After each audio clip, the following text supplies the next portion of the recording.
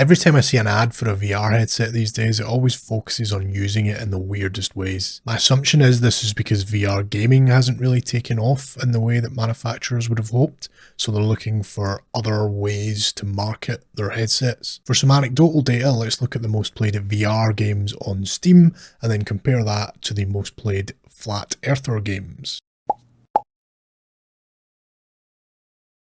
The numbers aren't even in the same universe. Attempts from corporations to trick us into some dystopian snow crash nightmare have also failed. Yes, that's right, I am talking about the metaverse. Do you have a favorite feature to use in here? Check this out. Wow. So that's pretty neat. No matter how many tech bros with $10,000 ape pictures try to convince you otherwise, no actual human being is interested in existing in the metaverse. Folding Ideas has a great video covering this called The Future is a Dead Mall, which I would highly recommend. So as I alluded to earlier, with everything they've thrown at the wall so far having failed to overthrow those pesky traditional screens, headset manufacturers need to find other things to market their devices around. The thing that actually gave me the idea for this video is there's a really weird advert for the Quest 3 on just now, where some guy uses it whilst he's assembling a cot, presumably for an upcoming child, although, you know, maybe he's just sort of into that. Specifically uses the headset to sort of have the instructions in front of him as he's assembling this furniture. This looks cool in the advert, but I don't know if you've ever actually tried to use the mixed reality functionality in a Quest 3. It's certainly impressive, but it's nowhere near as clear as looking at things, you know, with your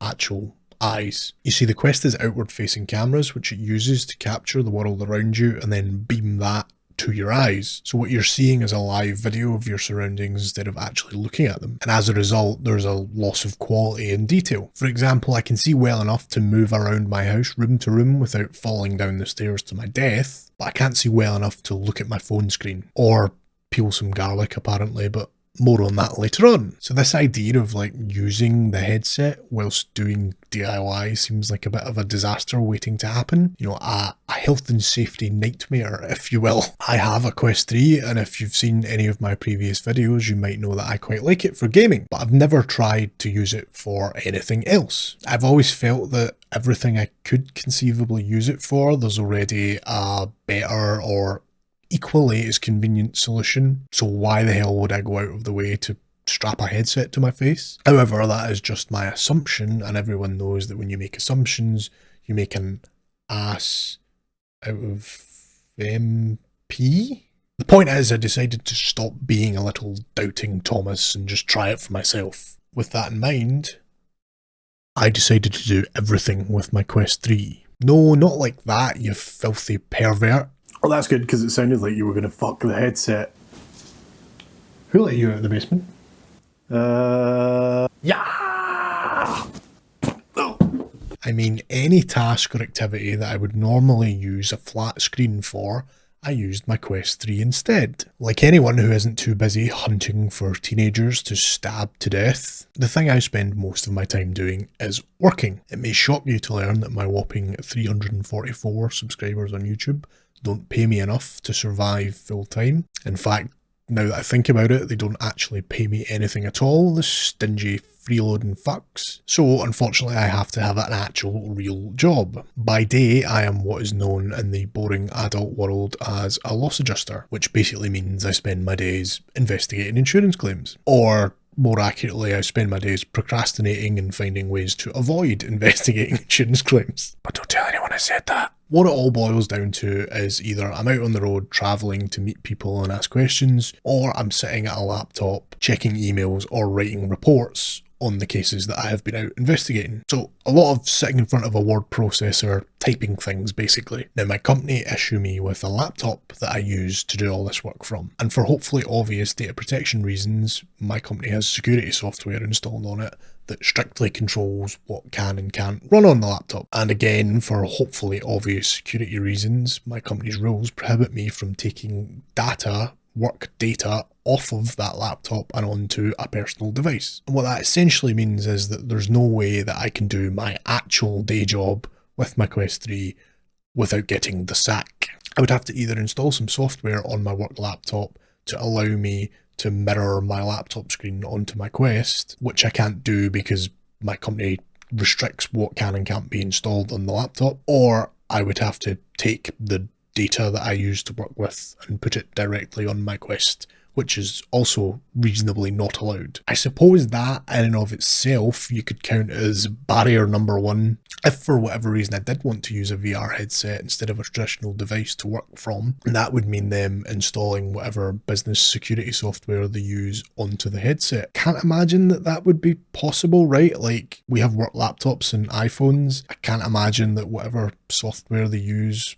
on those devices is just, copy and pastable over to a VR headset. I'm not even sure if Meta let you fuck with the internals of a headset to that degree. And even if you could do that, even if it was technically possible, my company are not going to put in that effort just because some moron in Glasgow wants to use a VR headset instead of the laptop they already gave them to do his job. And the flip side of that is that if my company did install this software onto my headset, as I said before, it strictly limits the programs that can run on the device. So like in the case of my laptop, I can't install games or streaming apps and stuff like that because it's not relevant to me doing my job. So presumably if I was to have like a work VR headset, my company would want to impose similar restrictions, which would mean I couldn't play games on the headset, which kind of defeats the whole purpose of having it in the first place. I guess my overall point is, before we even talk about the functional benefits of using a headset for work, it's just a non-starter for me. I couldn't do it even if I wanted to. Of course, if you're self-employed or for whatever reason have a greater degree of control over the devices that you work from, then that might not be the case for you. I think the vast majority of people are probably just peons in some corporate machine. So unless VR headsets as work devices see widespread adoption, the reality is this is just a decision most people are not in a position to make. So as I couldn't use my VR headset for my actual job, to try and simulate what this would be like, I actually wrote the overwhelming majority of this video using a headset, and in order to be sufficiently thorough, I tried a variety of different apps. The first I tried was Meta's own Workrooms app, which I should point out at the time when I tried it, at least it was still in beta. The two immediate drawbacks that I first noticed was, initially there's only one office environment to work from. It's sort of this glass office in like a cartoon mountain setting. It's perfectly fine, but it would have been good to just have a bit more choice. Again, the app's still in beta, so I can only assume that they will add more in due course, and they might actually have done so by the time this video comes out. I don't know. I did also think the environment was like a little low res. If you actually looked at the trees or whatever in the surroundings, you could notice quite easily some dodgy edges and some shimmering. It wasn't noticeable when you were looking at your actual screens themselves, but it was just a minor quibble, I guess. The second immediate issue I had is that it gives you the option to set up like a partial pass-through space. So you basically create like a rectangle so you can see your keyboard and mouse on your actual physical desk that you're working from in the boring real world. But at the time that I tried it, again, that pass-through space could only be just a straight rectangle, which didn't really work well for a corner desk such as mine. It still like worked okay, but it was a bit annoying. I also had some issues setting up this pass-through space. The first time I tried it, it was really finicky and I couldn't get it to go exactly where I wanted. However, on the subsequent times that I used it, it was totally fine. So I don't know if this was just a teething problem that was sorted out perhaps in a patch between times. I did have to turn my headset's hand tracking off though, because I found that as I was moving my hands about to, use the keyboard or mouse or grab a drink or whatever it was that I was doing, it was fucking with things like in virtual reality because it thought I was trying to use my hands as controllers for the headset. The next app I tried was an app called Immersed, which I'd heard was a bit more feature rich than Meta's Workroom app. However, on booting the app up, I was immediately met with a message inviting me to sign up to Immersed Pro in order to use the app on my device. So it got promptly fucked right off. I then tried using Virtual Desktop, which I know is a favourite of many. It does have a few different environments, but it unfortunately lacks the option to have a partial pass-through space. You either need to be fully in VR or fully pass-through, which to me kind of defeats the purpose. So I wasn't a massive fan of using Virtual Desktop to work from. Finally, I tried an app called Big Screen, but that seemed to me like it was more designed for watching stuff in VR. Couldn't really find any decent environments that had you sort of sat at a desk or whatever, so that didn't really work either. With that in mind, for my specific use case, Meta's own Workroom app was the best solution for me, but again, depending on your particular setup or whether you have a keyboard, for example, that can be tracked in VR, you might find that one of the other apps works better for you. Overall, I found the experience pretty good, actually. I was able to write efficiently and I was able to do everything that I would normally do whilst I was working. I actually found it fairly comfortable working from these sort of floating screens in front of my face. I liked the sort of complete autonomy you've got in terms of their size and positioning, and I actually found it marginally better than my physical real world setup, which admittedly is less than ideal. The office space that I work from is more set up for gaming than doing actual work because I'm a loser, so it is a bit uncomfortable. And as I say, I found that working with these virtual screens kind of alleviated some of those minor issues that I have in the real world. I also think there's definitely something to be said for shutting yourself off from your surroundings completely from a productivity perspective, for better or worse. For example, I found myself less incentivized to look at my phone or just stare out of the window because I couldn't actually see any of those things. So I can totally understand why people might find VR helpful from that perspective, particularly if, like me, you work from home where distractions are plentiful. However, that feeling of being strapped to your computer screen making you more productive could also have negative connotations as well. You know, for example, if you're less connected to the world around you, you might be less incentivized to take regular breaks or to stay properly hydrated. You know, if you can't actually see your drink sitting next to you, I guess out of sight, out of mind, as they say. So yeah, whilst I found it helpful, I think we do need to be a little bit careful about, you know, becoming the floating chair people from Wall-E, I guess. Whilst I probably won't go out of my way to work in VR again in the future, I can definitely see how it might have some benefits, right? Next up, when I'm finished being a slave to late stage capitalism for the day, the next thing I often do is make dinner. Now, because of my previously referenced paltry subscriber number, I'm not big enough to attract the sponsorship of your HelloFreshes of the world. Unfortunately, what that means is I'm stuck preparing my own meals using my own ingredients that I pick or source and using random recipes I find online. You know, like some sort of peasant. Normally I would just take my phone into the kitchen to keep the recipe that I was using on hand, but we can't be doing that in Zuckland, can we? So basically I had to cook a meal with a Quest 3 strapped to my face. I actually ended up doing this twice because someone who looks a lot like me and whose name rhymes with Schmeum lost some of the footage from my first attempt. So, you know, fuck that guy, whoever he was. And some of you may know this already, but if not, prepare to have your belief system obliterated. It is with great regret and sorrow that I must announce to all of you here today that I am a vegetarian. So with that out of the way, I wanted to make something that's relatively straightforward so that I wasn't spending literally half my day cooking. So I opted to go for a relatively simple chili. This is something that I make myself on a pretty regular basis anyway. I tend to do sort of 2 big lots of cooking a week and freeze stuff. But for the purposes of this video, I chose a recipe that's slightly different in quite a few ways from the one I would normally use. Basically, I picked something that had a kind of general overall idea of how it worked, but where the finer details were different, so I would still have need to refer back to the recipe. Okay, got it? Good. Okay, here I am in my kitchen, which is a bit of a mess, but let's not worry about that just now. I've got my Quest on. I've started laying out some of the stuff I'm going to need. I've got my phone over there recording me like a insane person. So all I need now is my recipe. Oh god! Fuck! Anyway, I'm just using the sort of Quest browser for this. So my intention was just to kind of stick this on the wall somewhere, like out of the way where I can kind of see it. Can I close this fucking advert? Yeah. So here's what we're making.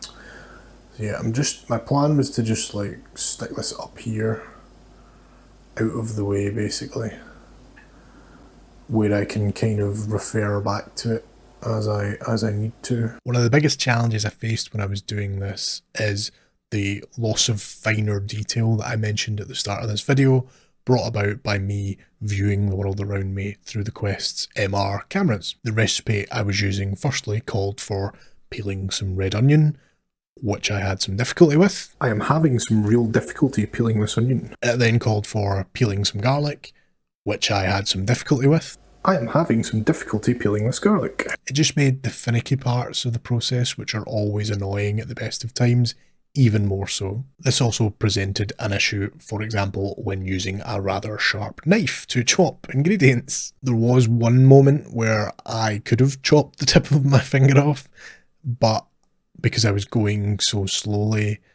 I sort of noticed it was about to happen and was able to avoid it. Another major issue is that because you're looking through the lenses that are positioned directly in front of your eyes, what you're getting is a kind of letterbox view, similar to if you're wearing like a racing helmet. You have basically zero peripheral vision. That becomes an issue if you have to be sort of in and out of cupboards or moving back and forward across the kitchen. There was a point during my first attempt at doing this that my wife came home from work and started making her own dinner in the kitchen. With no peripheral vision, I couldn't see where she was a lot of the time, and so I nearly fucking clotheslined her a couple of times, which after a hard day in the office, I'm sure is exactly what she was looking for at that moment in time. Her fucking dumbass husband wiping her out, trying to record some nonsense YouTube video that about 3 people will watch. And just needless to say, in a kitchen environment where you have various hot and sharp things, spatial awareness is quite important. It's also worth noting that again, I had to turn the hand tracking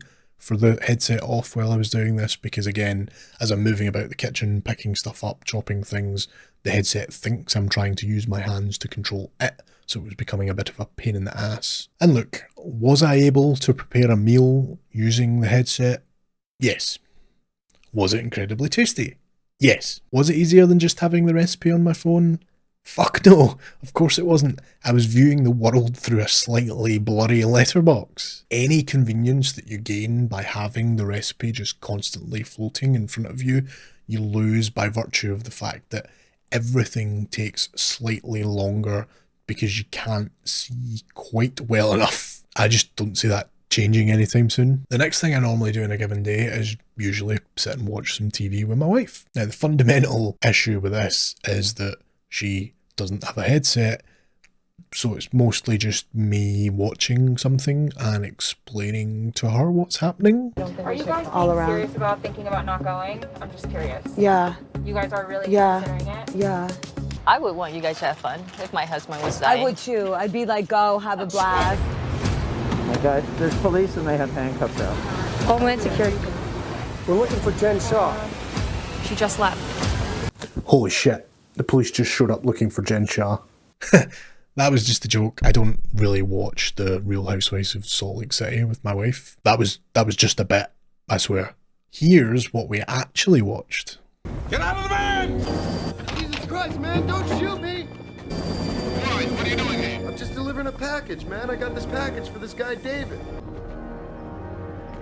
This guy paid me $500 to bring it out here, man.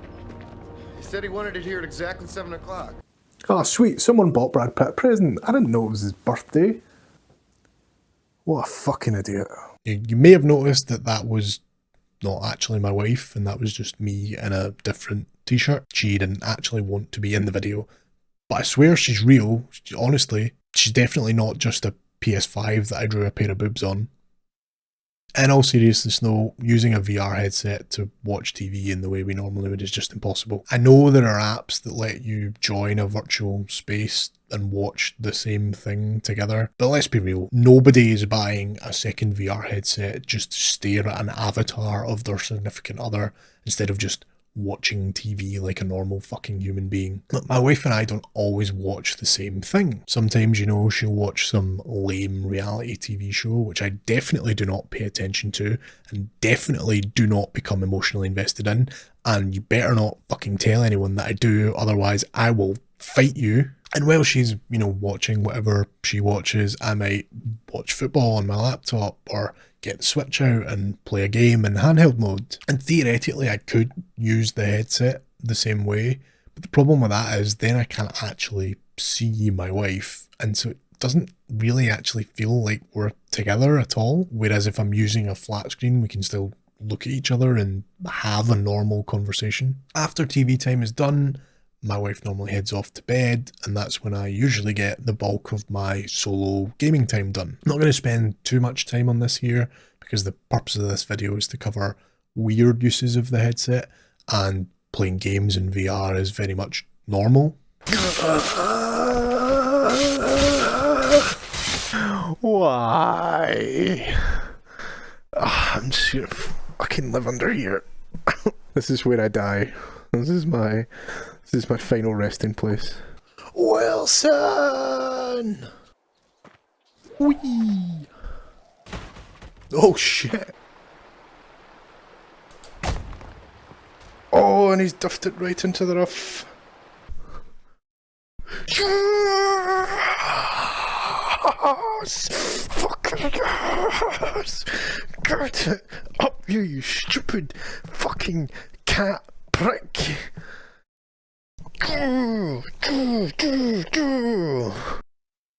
Right now, I'm playing a modded version of Skyrim. But you don't want to hear anything about that. Everyone knows what Skyrim is, so let's just move on. And finally, before I go to bed, I might round off the day by watching an episode or two of something myself.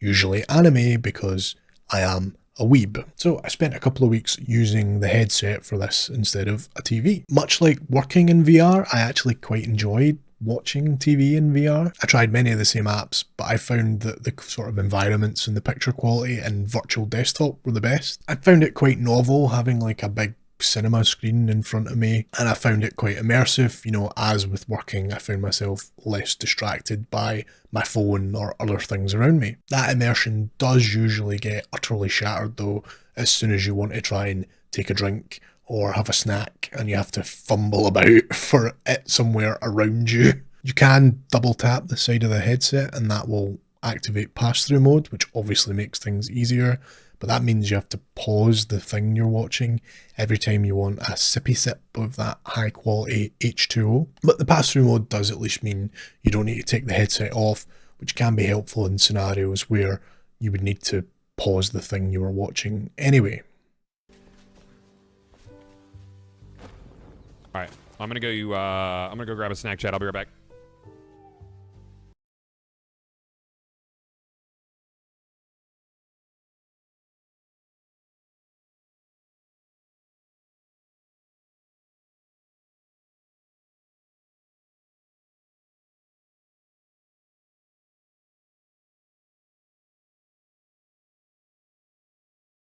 Come on, did you really think I was going to include a clip of me peeing in the video? I'm better than that.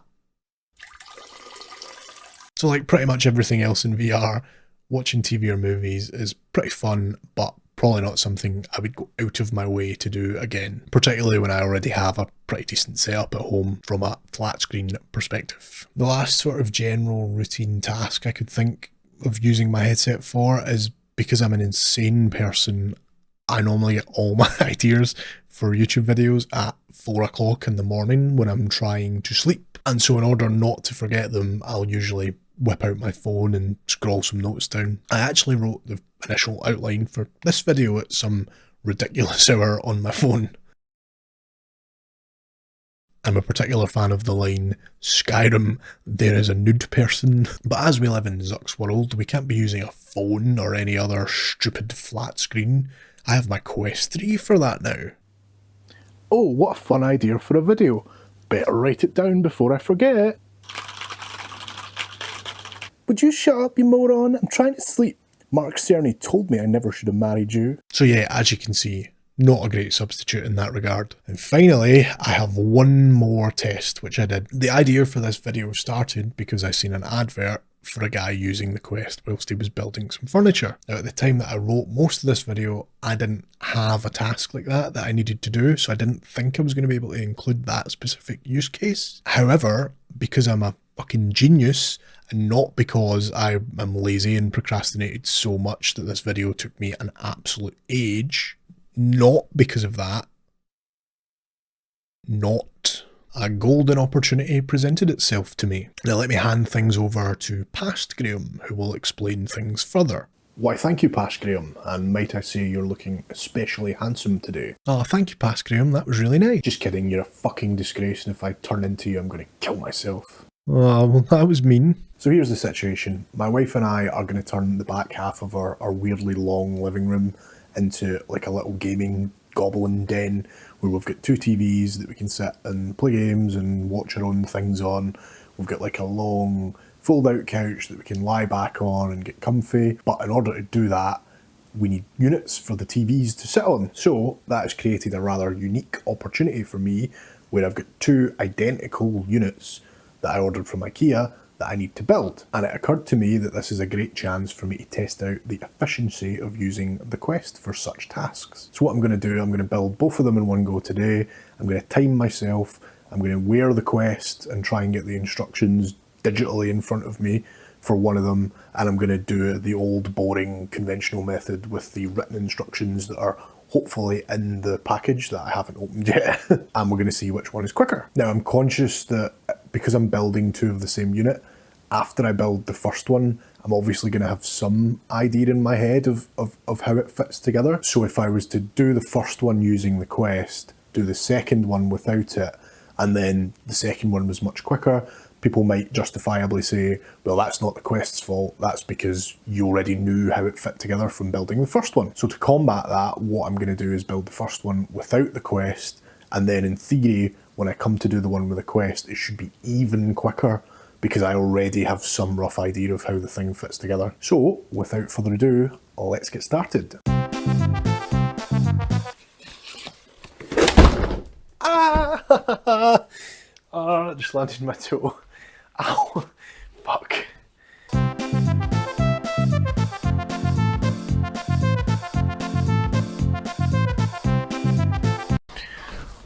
By the way, I forgot to say, this is Reginald and he will be supervising the operation.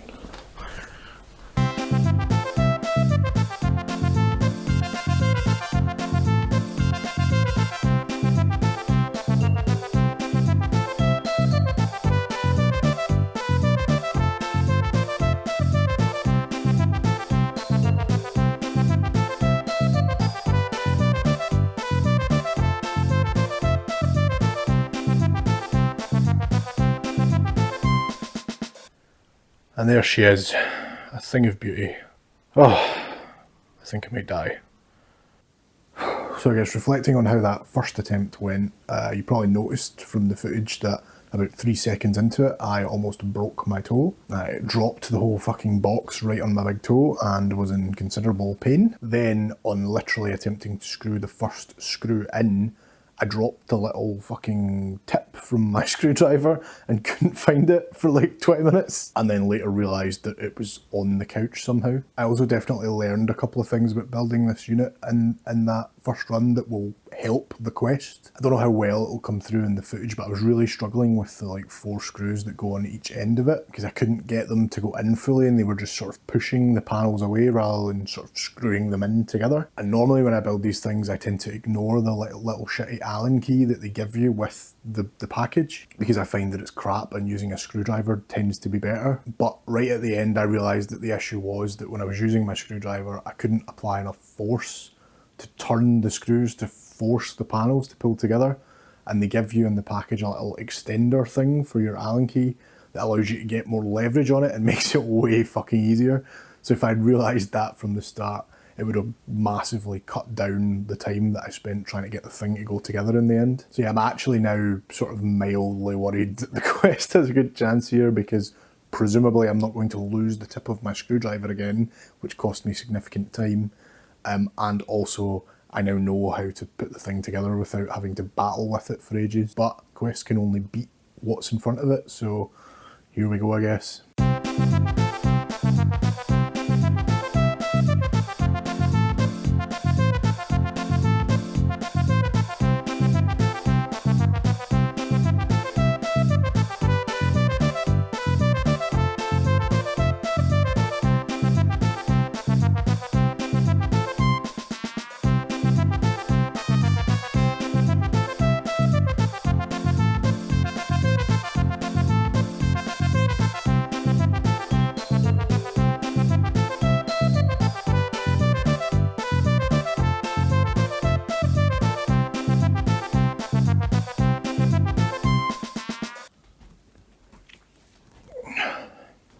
Oh, and there she is.